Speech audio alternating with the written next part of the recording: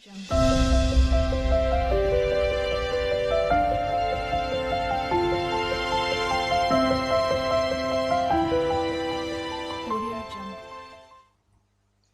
Everyone, मैं भागीरथ परिहार आप सभी का स्वागत करता हूं अपने यूट्यूब चैनल शिवम क्लासेज में।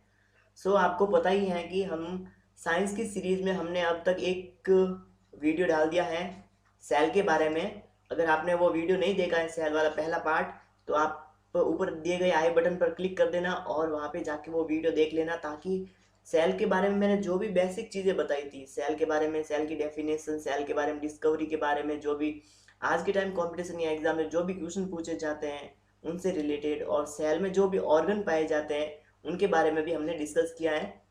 आप चाहो तो अभी देख लेना, उसके साथ में इसके बाद में भी देख सकते हो, ओके। क्योंकि मैं यहाँ पे जो बताऊंगा वो पूरी डिटेल से बता दूंगा कि ताकि आपको उस वीडियो की कोई कमी महसूस नहीं होगी, लेकिन उसको भी जरूर देखना है, ओके। सो हमेशा की तरह वीडियो को शुरू करने से पहले कोर्स ऑफ द डे, अच्छा सा विचार पढ़ते हैं और अच्छी सी शुरुआत करते हैं। और एक बात मैं बता दूं कि इसको मैंने खुद ने लिखा है, काफ़ी टाइम पहले लिखा था। उस टाइम मुझे पता नहीं था कि मैं क्यों लिख रहा हूँ, लेकिन अभी मुझे समझ में आ रहा है कि शायद इसी वीडियो को बनाने के लिए मैंने इसको लिखा होगा कि चलो नन्हे परिंदे में कितनी बची है वो जान आजमाते हैं, खोलकर सारे नन्हे पंखों को चलो आज वो आसमान आजमाते हैं। कब से खड़े हैं यूं ही खामोश से सागर के किनारे पे, चलो आज लहरों को चीर कर आज वो तूफान आजमाते हैं। चलो इसी विचार के साथ में, इसी तूफानी विचार के साथ में आज का ये वीडियो शुरू करते हैं। और इस वीडियो को लास्ट तक बने रहना है मेरे साथ में, क्योंकि मैं इस वीडियो के एंड में आपको एक अमेजिंग सा फैक्ट बताऊंगा जो आपको बड़ा शॉकिंग जैसा लगेगा और वो सेल से रिलेटेड होगा, ठीक है। उस फैक्ट को भी देखना है, उसके साथ में हम पूरे इंजॉय के साथ में इस वीडियो को देखेंगे और पढ़ेंगे, ओके। हाँ, देखो सबसे पहले मैंने कोशिका के ऑर्गन के बारे में बता दिया, अब हम पढ़ेंगे सेल के टाइप के बारे में। कोशिका कितने प्रकार की होती है? देखो कोशिका वो है ना, केंद्रक झिल्ली होती है ना, केंद्रक के चारों ओर जो झिल्ली पाई जाती है उसके आधार पर दो भागों में बांटा गया है। एक होती है प्रोकैरियोटिक कोशिका और एक होती है यूकैरियोटिक कोशिका। यहाँ पे eukaryotic cell, okay, prokaryotic cell and eukaryotic cell, ठीक है। प्रोकैरियोटिक कोशिका क्या होती है? ऐसी कोशिका जिसके केंद्रक के चारों ओर झिल्ली नहीं पाई जाती है, उसको बोलते हैं प्रोकैरियोटिक कोशिका। आपको पता है प्रोकैरियोटिक कोशिका यानी कि जब पृथ्वी पर सबसे पहले जीवन की उत्पत्ति हो रही थी, जब जीवन का निर्माण शुरू हुआ था, उस टाइम जो सबसे पहले कोशिका बनी थी वही थी प्रोकैरियोटिक कोशिका। और प्रोकैरियोटिक कोशिका होती है वो सबसे सरल कोशिका होती है। जैसे कि प्रोकैरियोटिक कोशिका का सबसे बेस्ट एग्जांपल ले सकते हैं हम बैक्टीरिया या फिर जीवाणु। जीवाणु होता है ना एक प्रकार की प्रोकैरियोटिक कोशिका ही होता है, ठीक है। तो जीवाणु होते हैं ना, उसमें जो केंद्रक होता है वो केंद्रक साफ साफ दिखाई नहीं देता, क्योंकि उसके केंद्रक के चारों ओर झिल्ली नहीं होती है। जब झिल्ली नहीं होगी तब क्या होगा? केंद्रक में जो भी जेनेटिक मटेरियल भरा होता है वो एक कोशिका के विशेष क्षेत्र में फैल जाता है और उस विशेष क्षेत्र को कहा जाता है न्यूक्लियोसाइड, न्यूक्लियो, ठीक है, न्यूक्लियोटाइड कहा जाता है। तो उस क्षेत्र में वो सारा जेनेटिक मटेरियल फैला रहता है। एक बात तो आपको ये याद रखनी है कि सबसे सरल कोशिका होती है, उसके साथ में जब जीवन की उत्पत्ति हो रही थी तो वो प्रोकैरियोटिक कोशिका के साथ, प्रोकैरियोटिक कोशिका के रूप में थी, ठीक है। और ये सरल क्यों है? क्योंकि इसमें देखो आपको, आप यूकैरियोटिक कोशिका में देख रहे हो तो इसमें बहुत भरा भरा पड़ा है, जैसे कि माइटोकॉन्ड्रिया से, तारकाई से, लाइसोसोम से, गोल्गी बॉडी, ये सब है, अंतःपर्दवीय जालिका, केंद्रक है, क्रोमेटिन है। लेकिन इसमें ऐसा कुछ भी नहीं पाया जाता है। इसमें एक तो जेनेटिक मटेरियल होता है, ठीक है, डीएनए आरएनए कुछ भी हो सकता है, उसके साथ में ये प्लाज्मिड। ये प्लाज्मिड क्या होता है? हाल ही में मैंने एक क्वेश्चन देखा था कि प्रोकैरियोटिक कोशिका में जो अनुवांशिक पदार्थ पाया जाता है, उस अनुवांशिक पदार्थ के छोटे छोटे टुकड़े होते हैं जो उस मुख्य अनुवांशिक पदार्थ से टूटकर अलग हो जाते हैं, ठीक है, और कोशिका द्रव्य में फैल जाते हैं, प्लाज्मिड कहा जाता है। और प्लाज्मिड होते हैं वो चारों तरफ फैले रहते हैं। उसके साथ में छोटे छोटे दाने दिखाई दे रहे हैं, ये होते हैं राइबोसोम। इस पॉइंट को आप नोट कर देना, क्योंकि प्रोकैरियोटिक कोशिका में बाकी सारे कोशिका में नहीं पाए जाते, जैसे माइटोकॉन्ड्रिया, लाइसोसोम, तारकाई, गोल्गी बॉडी, ये नहीं पाए जाते, लेकिन राइबोसोम होते हैं वो पाए जाते हैं। और आपको पता है राइबोसोम को ही प्रोटीन फैक्ट्री कहा जाता है, ठीक है। और इसको मैंने पूरे पूरे राइबोसोम के बारे में मैंने पूरा डिटेल से, ओके, हाँ, पूरा पूरा राइबोसोम को मैंने डिटेल से समझाया है इस मेरे पहले वाले वीडियो में। ओके। और प्रोकैरियोटिक कोशिका में साइटोप्लाज्मा यानी कि कोशिका द्रव्य तो पाया जाता है, यूकैरियोटिक कोशिका में भी पाया जाता है। उसके साथ में जीवाणु होते हैं ना, जो प्रोकैरियोटिक सेल होती है उसके कोशिका झिल्ली होती है, झिल्ली के ऊपर भी सुरक्षा के लिए एक दीवार पाई जाती है, एक प्रोटेक्शन की शील्ड पाई जाती है, उसको बोलते हैं सेल वॉल। उसके साथ में प्रोकैरियोटिक कोशिका में गति करने के लिए उनमें पाया जाता है फ्लैजेला। फ्लैजेला होता है, फ्लैजेला की सहायता से जीवाणु होते हैं वो क्या करते हैं, गति करते हैं। और प्लाज्मिड के बारे में बता दिया मैंने कि ये जेनेटिक मटेरियल होता है। उसके साथ में इनमें सेल मेम्ब्रेन पाई जाती है यानी कि कोशिका झिल्ली, और इनमें क्रोमोसोम यानी कि गुणसूत्र पाए जाते हैं। ओके। और यूकैरियोटिक कोशिका के बारे में मैंने पहले वाले वीडियो में पूरा डिटेल से बताया था, फिर भी हम एक बार इसको रिवाइज कर देते हैं कि प्रोकैरियोटिक कोशिका में सबसे बाहरी झिल्ली होती है वो उसको बोलते हैं सेल मेम्ब्रेन यानी कि कोशिका झिल्ली। कोशिका झिल्ली होती है वो एनिमल सेल और प्लांट सेल दोनों में पाई जाती है, लेकिन प्लांट सेल में एनिमल सेल के ऊपर एक और दीवार पाई जाती है, जैसे यहाँ पे सेल वॉल पाई जाती है ना, उसी प्रकार से पेड़ पौधों में भी सेल वॉल पाई जाती है, जिसको भी हम आगे जाके डिटेल से देखेंगे। ओके। ये होती है कोशिका झिल्ली, सेल मेम्ब्रेन। और सेल मेम्ब्रेन में आगे जाने पर भरा होता है इनमें कोशिका द्रव्य। और सेल मेम्ब्रेन होती है ना वो प्रोटीन और लिपिड से बनी होती है। ये पॉइंट नोट कर देना आप कि सेल मेम्ब्रेन या कोशिका झिल्ली होती है किससे बनी होती है, प्रोटीन और लिपिड से बनी होती है। ओके। उसके बाद में इसमें द्रव्य भरा होता है, और द्रव्य के बाद में ये माइटोकॉन्ड्रिया, जिसको कोशिका का शक्ति गृह कहते हैं क्योंकि यहीं पे श्वसन क्रिया होती है।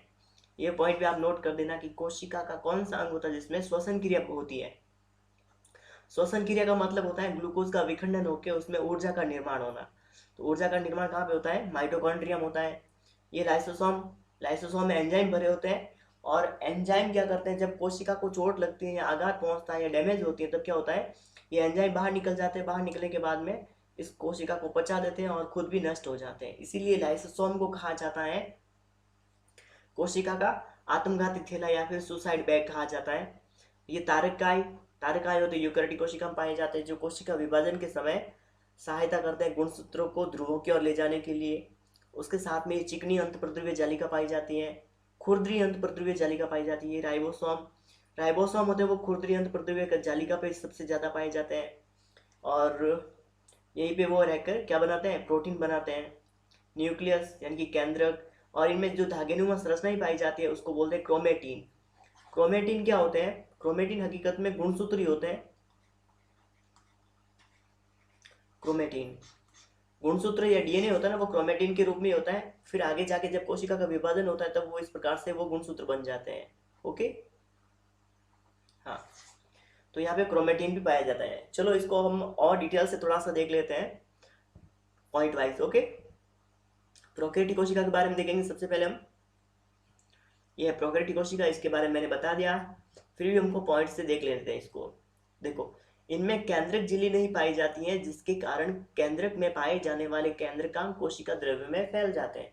इसमें केंद्रक झिल्ली नहीं पाई जाती, जिसके कारण क्या होता है, इसमें जो भी केंद्रक अंग होंगे, जैसे कि मुख्यतः इसमें होता है जेनेटिक मटेरियल होता है, ठीक है, आनुवंशिक पदार्थ होते हैं, वो क्या करता है, कोशिका द्रव्य में फैल जाता है।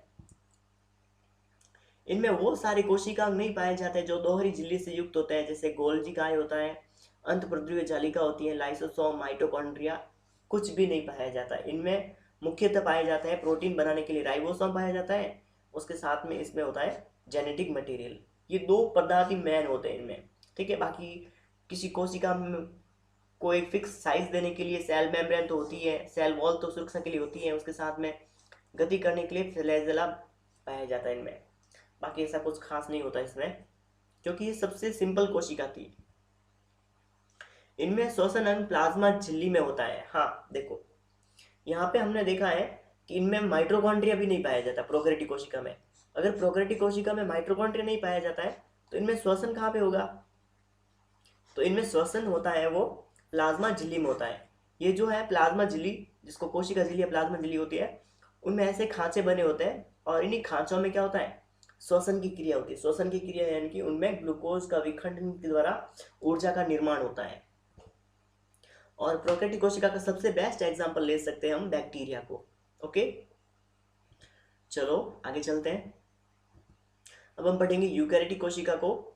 अगर आपको ये मेरा वीडियो और एफर्ट पसंद आ रहा है ना, तो इस वीडियो को लाइक जरूर करना और इसको ज़्यादा से ज़्यादा शेयर जरूर करना। और अगर आप है ना, अगर आप मेरे इस प्लेटफॉर्म पे फर्स्ट टाइम आए हो तो मेरे चैनल को सब्सक्राइब जरूर करना, ताकि मुझे भी मोटिवेशन मिलता रहे कि हाँ मैं अच्छा वीडियो बना रहा हूँ और भी इम्प्रूवमेंट कर सकता हूँ। और इसका हो सके तो आप फीडबैक भी दे देना कि अगर आपको कोई प्रॉब्लम लग रही है किसी भी प्रकार की, तो मैं जिसको इम्प्रूवमेंट कर सकता हूँ, और तो वो फीडबैक भी जरूर देना। सो थैंक यू एंड आगे चलते हैं। ये है यूकैरियोटिक कोशिका। यूकैरियोटिक कोशिका के बारे में मैंने बताया। इसमें क्या होता है, पूर्ण विकसित केंद्रक पाया जाता है। पूर्ण विकसित का मतलब होता है कि ये केंद्रक है पूरा खुला खुला दिखाई देता है, बिल्कुल स्पष्ट दिखाई देता है, क्योंकि इसके चारों ओर केंद्रक झिल्ली पाई जाती है, जिसके कारण केंद्रक होगा क्या, वो फिक्स शेप में पाया जाता है।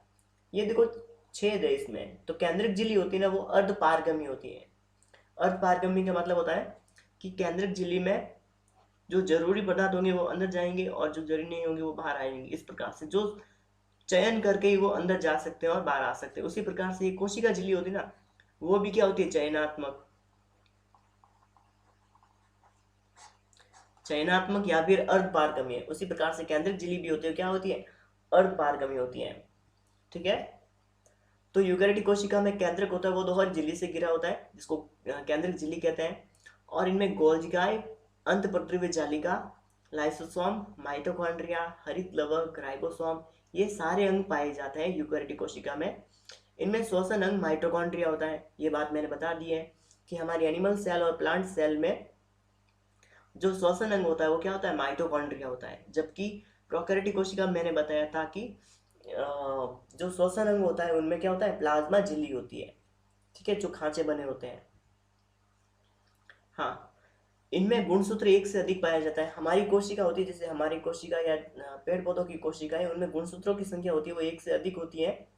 ठीक है, लेकिन जो जीवाणु होते हैं ना, जैसे प्रोकैरियोटिक कोशिका अभी मैंने बताया, प्रोकैरियोटिक कोशिका में होता है वो गुणसूत्र केवल एक ही होता है। ओके, लेकिन हमारे अंदर जो यूकैरियोटिक कोशिका में जो गुणसूत्र होते हैं वो एक से अधिक होते हैं। लेकिन प्रोकैरियोटिक कोशिका में गुणसूत्र एक ही होता है, और वो भी क्या होता है, क्रोमेटिन के रूप में फैला रहता है। और जिस क्षेत्र में फैला रहता है उसको बोलते हैं न्यूक्लियोइड। क्या कहा जाता है, न्यूक्लियोइड कहा जाता है। चलो नेक्स्ट चलते हैं। ओके, अब हम पादप कोशिका और जंतु कोशिका में अंतर देखेंगे, थोड़ा सा डिफरेंस देख लेते हैं। अब तक हमने देखा था सेल के टाइप के बारे में। सेल दो टाइप की होती है, एक प्रोकैरियोटिक कोशिका और एक यूकैरियोटिक कोशिका। प्रोकैरियोटिक कोशिका कौन सी थी, जिसमें केंद्रक के चारों ओर झिल्ली नहीं पाई जाती है और वो बिल्कुल सिंपल होती थी। एग्जाम्पल के रूप में बता सकते हैं हम बैक्टीरिया को। और यूकैरियोटिक कोशिका हमारे अंदर और एनिमल सेल में पाई जाती है और उसके केंद्रक के चारों ओर झिल्ली पाई जाती है और वो पूर्ण विकसित होती है। अब हम देख रहे हैं पादप कोशिका और जंतु कोशिका में डिफरेंस। ये थी एनिमल सेल और ये है प्लांट सेल। ओके, देखो वैसे मैंने फर्स्ट वाले वीडियो में भी बताया था एनिमल सेल और प्लांट सेल के बारे में, थोड़ा सा देख लेते हैं कि इसके सेल मेम्ब्रेन में क्या होता है। ये सबसे बाहरी झिल्ली होती है, जिसको बोलते हैं सेल मेम्ब्रेन या कोशिका झिल्ली। ये कोशिका झिल्ली मैंने बताया था प्रोटीन और लिपिड से बनी होती है। ओके, और ये दोहरी झिल्ली होती है। तो पादप कोशिका और जंतु कोशिका में अंतर यही होता है कि पादप कोशिका में भी कोशिका झिल्ली पाई जाती है और जंतु कोशिका में भी पाई जाती है, दोनों में पाई जाती है। ओके, लेकिन पेड़ पौधों में क्या होती है कि पादप कोशिका में जो ये कोशिका झिल्ली होती है ना, इस झिल्ली के ऊपर भी एक और कवच पाया जाता है। कवच के रूप में दीवार पाई जाती है, भित्ति पाई जाती है, उसको बोलते हैं सेल वॉल। क्या कहा जाता है, सेल वॉल या कोशिका भित्ति कहा जाता है। और ये बनी होती है सेल्यूलोज से। ये आप पॉइंट नोट कर देना कि कोशिका भित्ति होती है वो किससे बनी होती है, सेल्यूलोज से। कोशिका झिल्ली होती है वो प्रोटीन और लिपिड से बनी होती है। ओके, तो एक डिफरेंस तो ये हो गया कि प्लांट सेल और एनिमल सेल में, प्लांट सेल में क्या पाया जाता है, कोशिका भित्ति पाई जाती है जो सेल्यूलोज से बनी होती है, लेकिन एनिमल सेल में ये कोशिका भित्ति नहीं पाई जाती है। उसके साथ में पेड़ पौधों में क्या पाया जाता है, क्लोरोप्लास्ट पाए जाते हैं, हरित लवक पाए जाते हैं। लेकिन एनिमल सेल में, हमारी वाली कोशिका में, ये हरित लवक नहीं पाए जाते। और इन्हीं हरित लवक की सहायता से पेड़ पौधे क्या करते हैं, फोटोसिंथेसिस जो प्रक्रिया होती है उसी की सहायता से कार्बन डाइऑक्साइड और पानी का यूज करते हुए पेड़ पौधे क्या करते हैं, अपना भोजन बनाते हैं, ठीक है, ग्लूकोज का निर्माण करते हैं और ऊर्जा का निर्माण करते हैं। तो ये दूसरा डिफरेंस, ठीक है। पहला था पेड़ पौधों में जो कोशिका वृद्धि पाई जाती है वो लेकिन एनिमल सेल में नहीं पाई जाती है।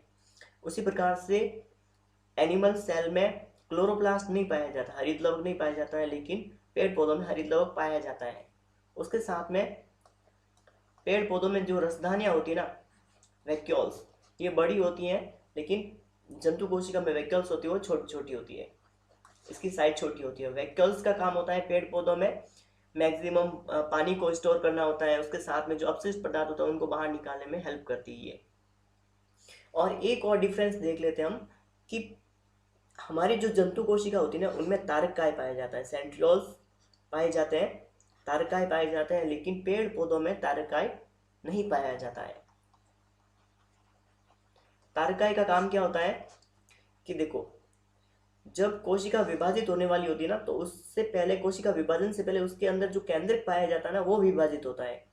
तो केंद्रक विभाजन के समय जो मैंने बताया था ना उसमें धागेनुमा संरचना के रूप में क्रोमेटिन पाया जाता है, तो वो क्रोमेटिन होता है वो इस गुणसूत्रों के रूप में ऐसे बदल जाता है, ठीक है, गुणसूत्रों के रूप में बदल जाता है और इनके किनारे पे वो ध्रुव बन जाते हैं इसी तारकाय के कारण, ठीक है। और तारकाय में से निकलते हैं एस्टर रे निकलती है, और वही एस्टर रे क्या करती है, इन गुणसूत्रों को अपनी ओर खींचती है, ध्रुवों की ओर ऐसे खींचती है, जिसके कारण क्या होता है, आधे गुणसूत्र इस साइड चले जाते हैं, आधे गुणसूत्र इस साइड चले जाते हैं और दो केंद्रक बन जाते हैं, ठीक है, दो केंद्रक से वापस क्या बन जाती है, दो कोशिकाएं बन जाती है, ऐसा होता है।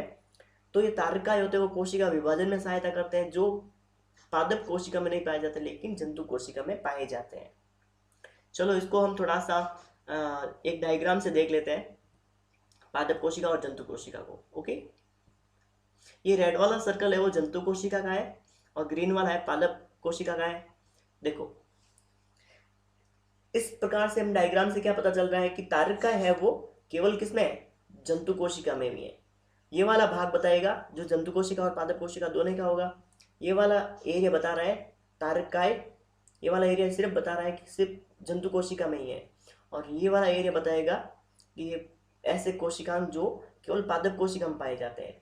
तो देखो तारकाय होता है वो केवल जंतु कोशिका में पाया जाता है, लवक, लवक यानी कि हरित लवक, ये होते हैं वो केवल पादप कोशिका में ही पाए जाते हैं, कोशिका भित्ति भी होती है वो केवल पादप कोशिका में पाई जाती है। लवक को मैं एक बार आपको रिवाइज करवा देता हूँ। लवक होते हैं वो तीन प्रकार के होते हैं, एक होता है वर्णी लवक, वर्णी, अवर्णी और हरित लवक। ओके, इसको बोलते हैं क्रोमोप्लास्ट, ल्यूकोप्लास्ट और क्लोरोप्लास्ट। वर्णी लवक वो होते हैं जो रंग वाले, यानी पेड़ पौधों में रंग देने का काम करते हैं, जैसे कि फूलों का रंग होता है वो किसके कारण होता है, वर्णी लवक के कारण, यानी कि क्लोरोप्लास्ट के कारण होता है, क्लोरोप्लास्ट नहीं, इसको बोलते हैं क्रोमोप्लास्ट।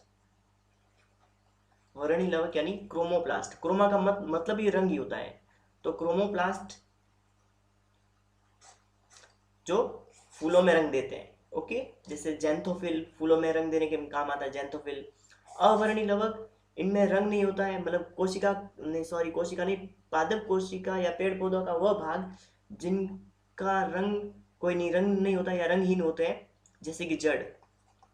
तो जड़ में क्या पाए जाते हैं, अवर्णी लवक पाए जाते हैं, और अवर्णी लवक का काम होता है भोजन को स्टोर करना। भोजन को स्टोर करने का काम कौन करते हैं, अवर्णी लवक करते हैं या ल्यूकोप्लास्ट करते हैं। और हरित लवक के बारे में आपको पता ही होगा कि पेड़ पौधों में भोजन प्रकाश संश्लेषण की प्रक्रिया द्वारा बनाते हैं। ओके, अब ये बीच वाला रीजन मैं बता रहा हूँ कि देखो जंतु कोशिका और पादप कोशिका में ऐसे भी अंग पाए जाएंगे जो दोनों में कॉमन हो, जैसे माइटोकॉन्ड्रिया पेड़ पौधों और जंतु कोशिका दोनों में पाए जाते हैं,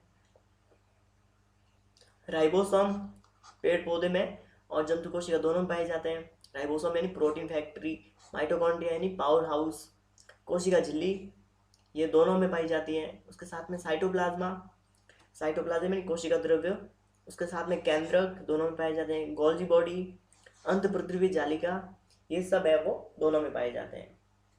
चलो ओके, मैं आशा करता हूँ ये आप डायग्राम आपको समझ में आया होगा। टैन टैन, मैंने बताया था ना हम एक अमेजिंग फैक्ट को भी देखेंगे। सो अमेजिंग फैक्ट कुछ ऐसा है कि अगर प्रत्येक कोशिका में डीएनए निकालकर एक लंबी रस्सी बना दी जाए तो उस रस्सी की लंबाई इतनी होगी कि उस रस्सी से सूरज और पृथ्वी के बीच 30 चक्कर लगाए जा सकते हैं। अब देखो, कोशिका है हमारी, अगर पूरी कोशिका में से ये डीएनए निकाल दें, जैसे डीएनए आपने देखा होगा कुछ ऐसी संरचनाएं होती हैं, ठीक है, डीऑक्सी राइबो न्यूक्लिक अम्ल, जो हमारे जेनेटिक गुणों को एक पीढ़ी से दूसरी पीढ़ी में लेके जाते हैं, उसको बोलते हैं डीएनए। तो इस डीएनए को हम एक चैन के रूप में ऐसे जोड़ दें तो उस चैन की लंबाई कितनी होगी आपको पता है? जैसे हमारी ये अर्थ है, पृथ्वी है, ये सूरज है, इसके बीच में कितने चक्कर लगाए जा सकते हैं? 30 चक्कर, यानी कि जाऊंगा आऊंगा, ठीक है, ऐसे 30 चक्कर लगाए जा सकते हैं। और आपको पता ही होगा पृथ्वी और सूरज के बीच में दूरी है वो 15 करोड़ किलोमीटर की है, 15 करोड़ किलोमीटर। ओके, तो मैं चक्कर लगाऊंगा, जैसे जाने में आने में कितने करोड़ में दूरी तय कर दूंगा, 15 करोड़ किलोमीटर। और चक्कर कितना लगा सकता हूँ? 30, यानी कि 30 × 30 यानी कि 900 करोड़ किलोमीटर।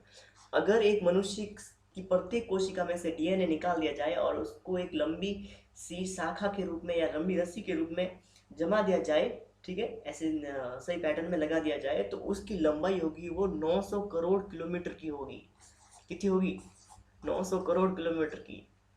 तो अमेजिंग है ना ये फैक्ट ये।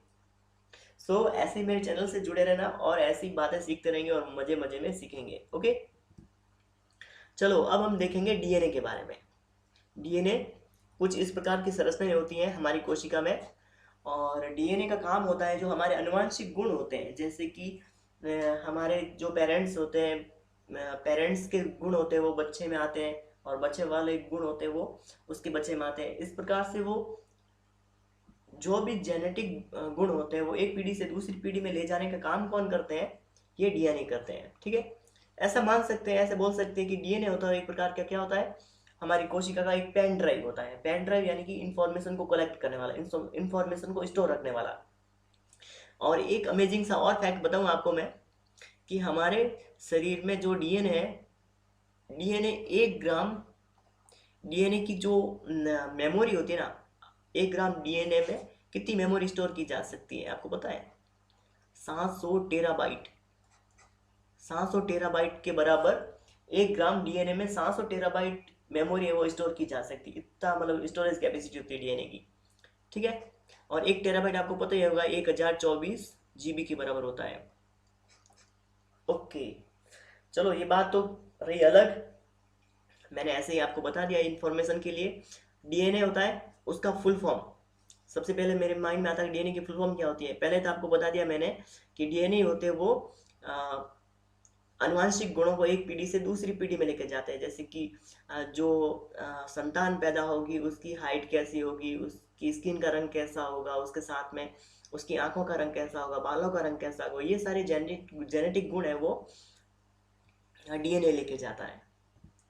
और तो डीएनए की फुल फॉर्म क्या होती है, मेरे माइंड में क्वेश्चन आता है कि डीएनए की फुल फॉर्म क्या होती है। तो डीएनए की फुल फॉर्म होती है deoxy ribo nucleic acid. DNA होता है वो किससे बनता है आपको पता है? न्यूक्लिक एसिड से बनता है। किससे बनता है? न्यूक्लिक एसिड से। और इसमें शर्करा पाई जाती है, वो राइबोज शर्करा पाई जाती है। शर्करा कौन सी पाई जाती है? राइबोज। ये पॉइंट भी आप नोट कर देना कि डीएनए में शर्करा कौन कौन सी पाई जाती है? राइबोज शर्करा पाई जाती है। ओके, चलो अब डीएनए की खोज के बारे में देखते हैं कि डीएनए की खोज किसने की थी। तो डीएनए की खोज सबसे पहले की थी फ्रेडरिक मीशर ने। किसने की थी? फ्रेडरिक मीशर ने की थी डीएनए की खोज। ये पॉइंट भी आप याद रखना। और इसका डीएनए का जो ये डबल हेलिक्स संरचना वाला, डीएनए की ये डबल हेलिक्स वाली संरचना है, इस प्रकार से डबल स्टैंडर्ड वाली संरचना है, इसका मॉडल सबसे पहले किसने दिया था आपको पता है? वॉटसन और क्रिक ने। किसने दिया था? वॉटसन और क्रिक ने। और इस पॉइंट को आप नोट कर देना। और आपको पता है वॉटसन और क्रिक ने जब ये डबल स्टैंडर्ड वाला मॉडल दिया था, कि बोला था कि डीएनए कुछ इस प्रकार से सेल में होता है, इनमें ये पाए जाते हैं, जैसे शर्करा पाई जाती है, क्षारक पाए जाते हैं, इनमें नाइट्रोजन क्षारक पाए जाते हैं, उसके साथ में फॉस्फेट ग्रुप पाए जाते हैं, इनके बारे में पूरी डिटेल से बताया था वॉटसन और क्रिक ने। इसीलिए इनको 1962 में इनको नोबेल प्राइज भी मिला था। ओके, चलो। और आपको पता है डीएनए को सबसे पहले पृथक भी, मतलब कोशिका में से अलग भी इन्होंने ही किया था, फ्रेडरिक हॉफमिशर ने। किसने किया था? ये हॉफमिशर सेम ही है, फ्रेडरिक मिशर और हॉफमिशर सेम ही। ओके, तो सबसे पहले पृथक भी इन्होंने ही किया था और खोज भी फ्रेडरिक हॉफमिशर ने की थी, लेकिन जो डबल हेलिक्स वाली संरचना दी थी वो किसने दी? वॉटसन और क्रिक ने दी थी। चलो, आगे वाले टॉपिक पॉइंट को डिस्कस करने से पहले मैं आपको एक बता देता हूँ कि देखो, डीएनए होता है ना, वो 3 चीजों से बना होता है। एक तो होता है इसमें क्षारक, एक होती है शर्करा, उसके साथ में एक फॉस्फेट ग्रुप लगा होता है इनके बीच में, फॉस्फेट ग्रुप। ओके, तो देखो शर्करा कौन सी पाई जाती है? डीऑक्सी राइबोज शर्करा पाई जाती है इनमें। ओके, शर्करा राइबोज पाई जाती है। उसके साथ में इनमें सारक पाए जाते हैं। हम सारक के बारे में ही अभी हम डिटेल से बात करेंगे, क्योंकि इस सारकों के बारे में डीएनए से संबंधित काफी सारे क्वेश्चन पूछे जाते हैं। तो देखो, डीएनए में है वो 4 प्रकार के नाइट्रोजनी क्षारक पाए जाते हैं। अब देखो इस डायग्राम में देखते हैं कि ये जो आपको बंडल के समान ये संरचनाएं दिखाई दे रही है, ये हकीकत में होते क्या है? नाइट्रोजनी क्षारक ही होते हैं। ठीक है, नाइट्रोजनी क्षारक होते हैं।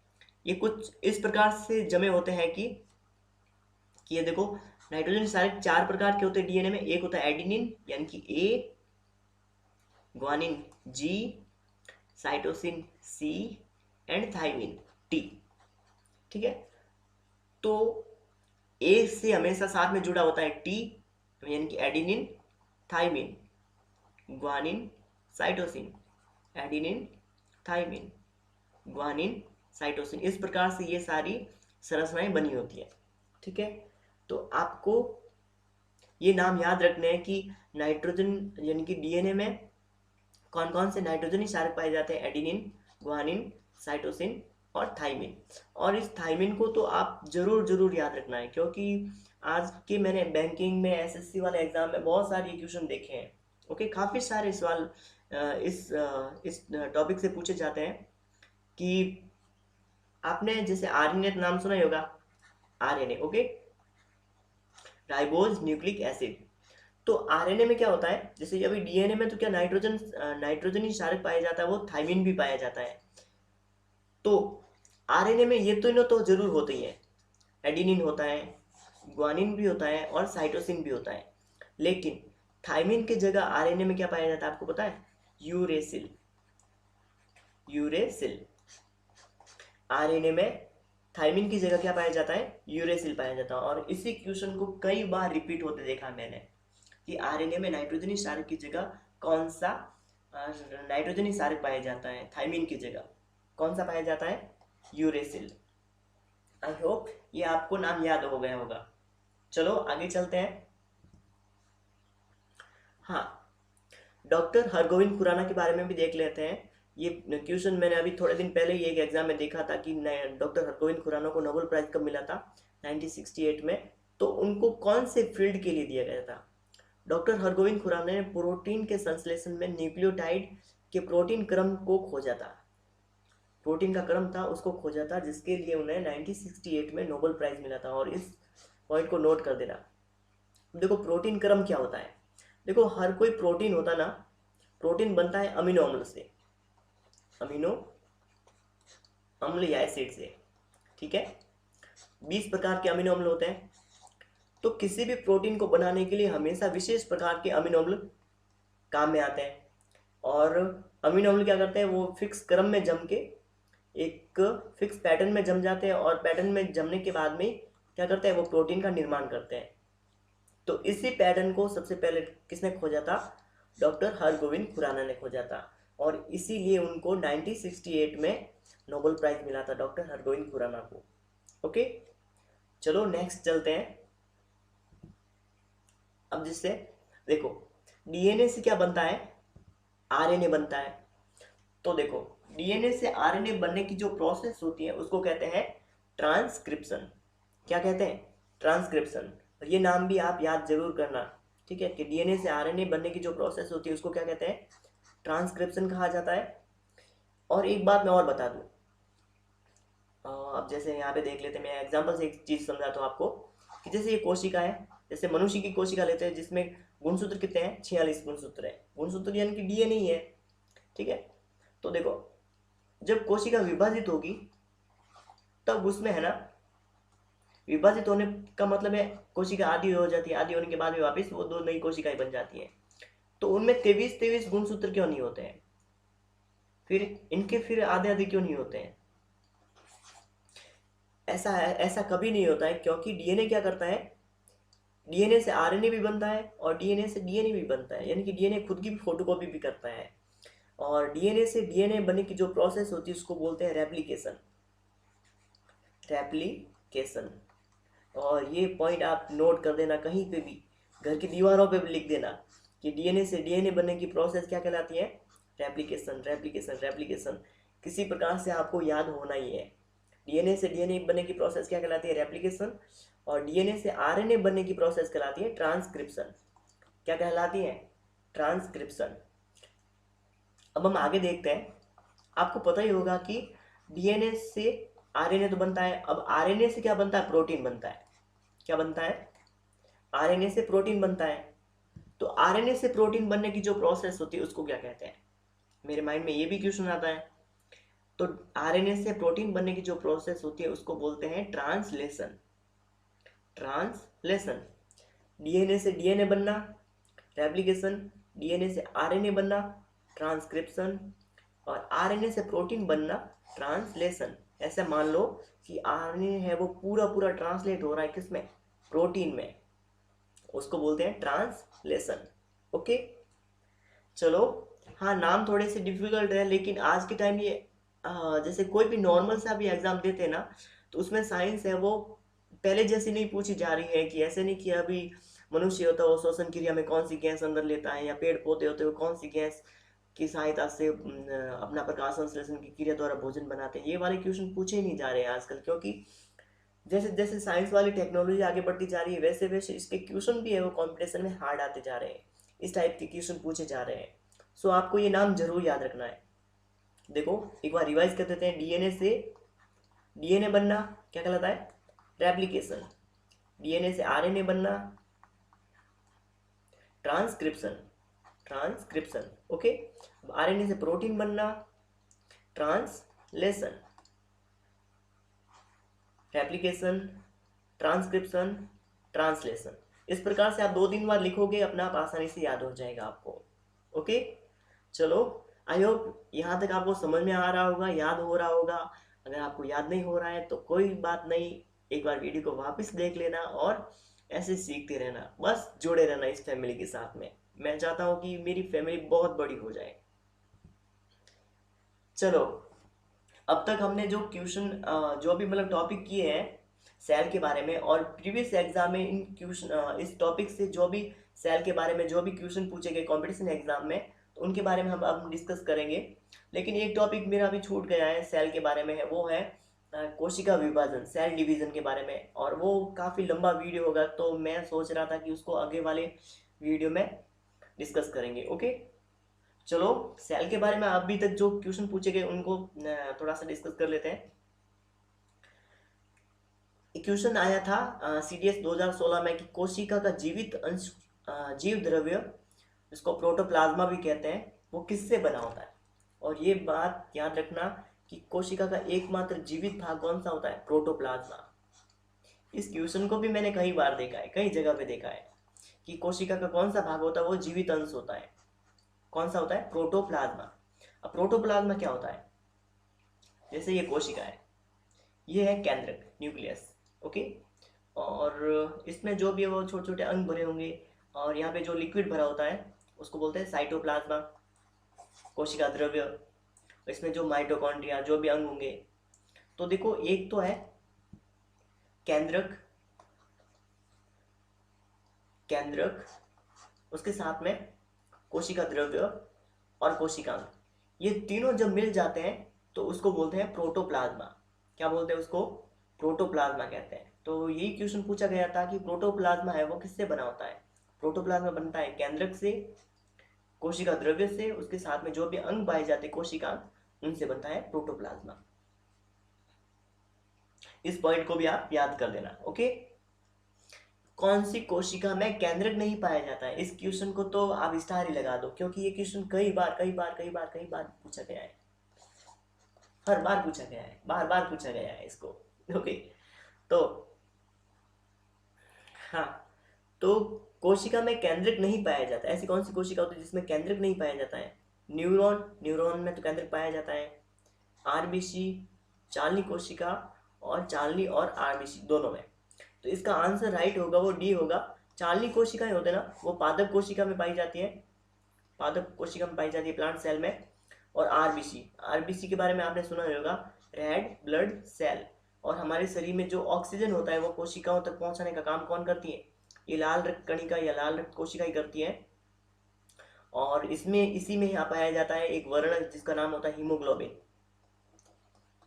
जिसके कारण खून का रंग होता है या रक्त का रंग होता है लाल होता है। और हीमोग्लोबिन में क्या पाया जाता है? लोहा पाया जाता है। ठीक है, ये पॉइंट भी आप नोट कर देना।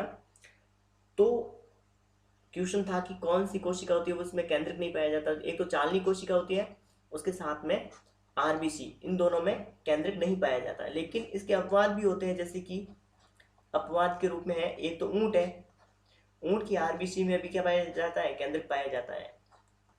और एक होता है लामा, लामा नाम का एक जीव होता है, जानवर है, उसमें भी क्या पाया जाता है? उसकी आरबीसी में केंद्रक पाया जाता है। ये दोनों अपवाद है। ठीक है, वैसे साइंस में बहुत खूब सारे अपवाद होते रहते हैं ऐसे। ओके, नेक्स्ट क्वेश्चन है कि डीएनए कहाँ पर पाया जाता है? इस क्वेश्चन को मैंने वैसे डिस्कस किया है, आपको पता ही होगा वीडियो फर्स्ट में, इसके बारे में मैंने आपको डिटेल से बताया था। तो डीएनए होता है वो केंद्रक में, तो हमें पता ही पाया जाता है। ठीक है, केंद्रक में तो होता ही है। उसके साथ में जब हमने माइटोकॉन्ड्रिया के बारे में डिस्कस किया, तो माइटोकॉन्ड्रिया में भी क्या पाया जाता है? डीएनए पाया जाता है। उसके साथ में हरित लवक, इसमें भी क्या पाया जाता है? डीएनए पाया जाता है। इसका आंसर क्या होगा? उपरोक्त सभी। ओके, हाँ, चलो नेक्स्ट चलते हैं कि डीएनए का संबंध कौन से अति मूल प्रोटीन से है? डीएनए का रिलेशन है वो सबसे मूल मुख्यतः किस प्रोटीन के साथ में होता है?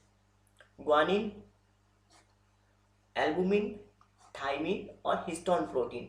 इस क्वेश्चन को भी मैंने आपके साथ में डिस्कस किया था कि जो हमारा गुणसूत्र होते हैं, सेल वाली फर्स्ट वीडियो हमने देखा था कि गुणसूत्रों के बारे में, गुणसूत्र के बारे में डिटेल से पढ़ाता था। तो गुणसूत्र तो वो डीएनए से बनते हैं, इसके अंदर ऐसे डीएनए भरा होता है, गुणसूत्रों में डीएनए होता है। तो देखो, गुणसूत्र होते वो दो चीजों से बनते हैं, एक तो डीएनए से, उसके साथ में एक प्रोटीन होता है, उसका नाम होता है हिस्टोन। कौन सा प्रोटीन होता है? हिस्टोन प्रोटीन होता है ये। तो इसका राइट आंसर क्या होगा? डीएनए का संबंध कौन से अति मूल प्रोटीन के साथ में है? हिस्टोन प्रोटीन के साथ में, क्योंकि हिस्टोन प्रोटीन और डीएनए दोनों मिलकर ही क्या बनाते हैं? गुणसूत्र। और मेरे पास में एक क्वेश्चन है कि ये गुणसूत्र वाला नाम है किसने दिया था? ओके, इस क्वेश्चन को आपको कमेंट में लिखना है, कमेंट बॉक्स में आपको इसका आंसर देना है कि मैंने आपको पूछा है कि गुणसूत्र का ये नाम किसने दिया था। ठीक है, और क्योंकि मैंने इस क्वेश्चन के बारे में डिस्कस किया है पहले वाली वीडियो में, अगर आपने पहले वाला वीडियो देखा है तो उसका जरूर आंसर देना मुझे। ओके, हाँ, कौन सा नाइट्रोजनी क्षारक डीएनए में पाया जाता है जबकि आरएनए में नहीं पाया जाता? अभी अभी इसके बारे में मैंने डिस्कस किया है कि डीएनए में तो आपको पता ही है नाइट्रोजनी क्षारक तो 4 होते हैं, जैसे ए, टी, जी और सी। उसके साथ में एक होता है यू, ए, टी, जी, सी। ये तो किसमें पाए जाते हैं? डीएनए में। और ए, टी आरएनए में, आरएनए में ए, जी और सी, ये तीनों तो पाए जाते हैं। उसके साथ में टी की जगह कौन आ जाता है? टी की जगह आ जाता है यू, यू मतलब यूरेसिल।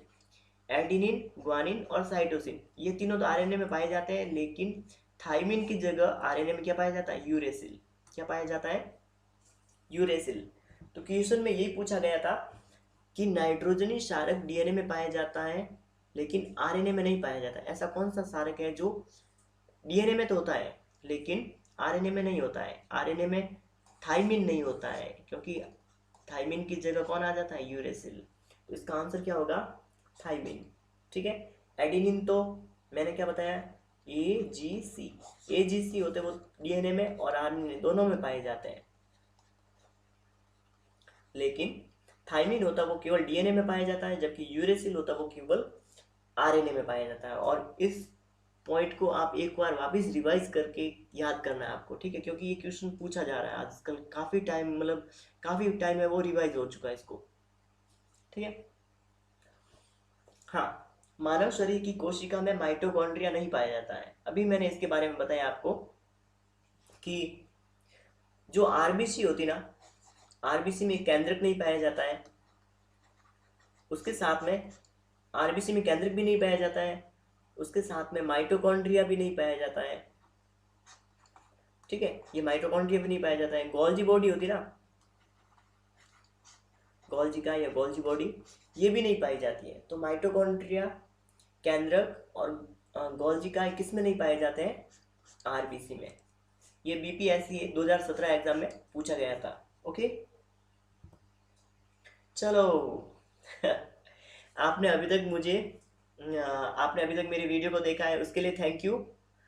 और आप मेरी वीडियो को बहुत ज़्यादा शेयर कर रहे हो अपनी फैमिली के साथ में, अपने ग्रुप, आप जितने भी व्हाट्सएप ग्रुप में जुड़े हो उसके साथ में, और उसके साथ में आपने इंस्टा स्टोरी फेसबुक पे डाल रहे हो, उसके लिए भी पूरा दिल से थैंक यू। ओके, क्योंकि आपकी वजह से मुझे मेंटली खूब सारा सपोर्ट मिल रहा है कि मेरा मन कर रहा है कि मैं और ऐसे वीडियो डालते रहूँ और अपने अंदर और ज़्यादा से ज़्यादा इम्प्रूवमेंट करता रहूँ। और मेरे आपने अभी तक मेरे चैनल को सब्सक्राइब नहीं किया है तो कब करोगे, कब करोगे रे, कर दो क्योंकि ऐसे इंटरेस्टिंग वीडियो, अमेजिंग से वीडियो आपके मिलते रहेंगे और बस साथ में चलते रहेंगे ऐसे ही जब तक अपनी मंजिल को नहीं पा लेते।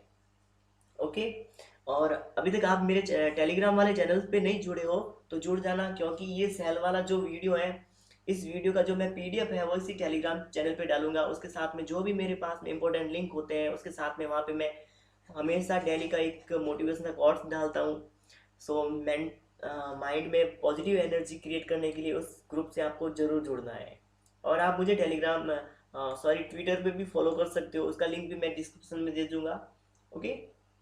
और इस वीडियो को जितना ज़्यादा से ज़्यादा हो सके, पॉसिबल हो सके, लोगों को बताना इसके बारे में, और ज़्यादा से ज़्यादा लोगों को शेयर करना। सो चलते हैं, बाय। एंड नेक्स्ट वीडियो में मिलेंगे अगली मैथ्स की, हम मैथ्स के साथ में सीरीज चल रही है तो मैथ्स वाले में भी हम डिस्कस करेंगे, एक और पेपर सेट लेके आएंगे और उसके बारे में भी बात करेंगे। ओके। सो खुश रहो, मस्त रहो और बस सीखते रहो। चलो, बाय बाय।